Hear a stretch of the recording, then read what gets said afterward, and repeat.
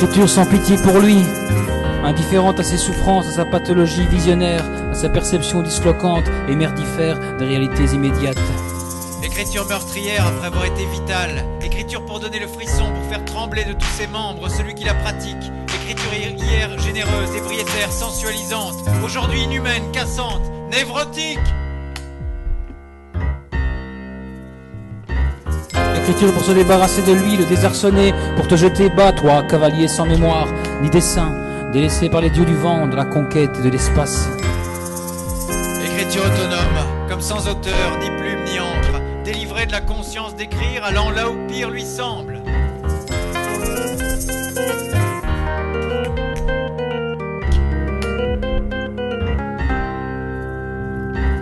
L'écriture qui ne sait même plus si elle porte un homme ou un déchet, qui ne peut pas imaginer un seul instant qu'elle a une responsabilité, la charge d'une vie qui voudrait encore croire à la vie.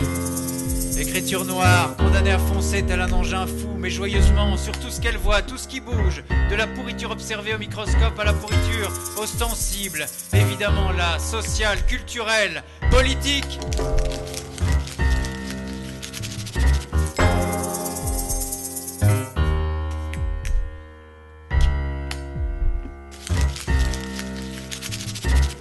Écriture n'ayant plus rien de spirituel que ses vitesses, l'organisation fulgurante de mots, l'assénement furieux de leurs syllabes sur le papier.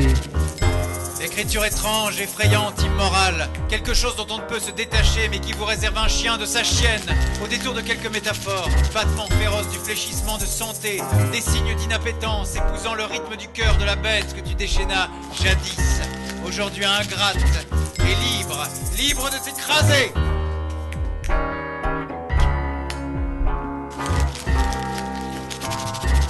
L'écriture de nul répit, mordant en action, en martèlement, en avancée constante vers sa propre nécessité.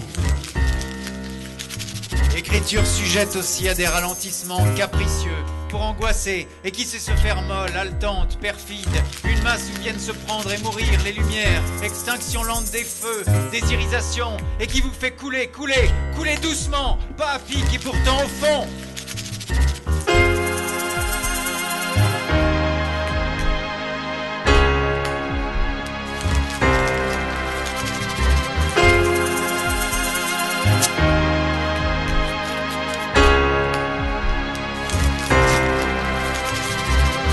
L'écriture qui nous fait voir le monde comme une retombée épuisée du jour, sans pluie de cendres, la réalité comme un brigandage léger, atmosphérique, obscur, assourdi, à fleur de peau, un mal qui rompt jusqu'à la diplomatie de ce pays, entrelacs de tractations sordides, où les bases affaires de commerce et la raison d'État ont le même masque, décomposé, onctueux.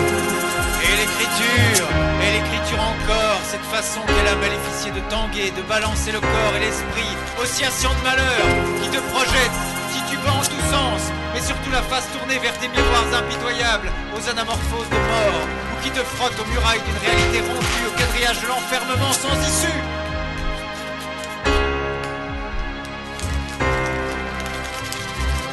Cette façon qu'elle a désinvolte, presque mielleuse de te pousser à U et à Dia, sur les bords d'un double gouffre, dans la crête qui sépare les vides à la fragilité de la corde, que ta terreur de funambule mal préparée retient ses cris silence, torturés, noués d'émotions.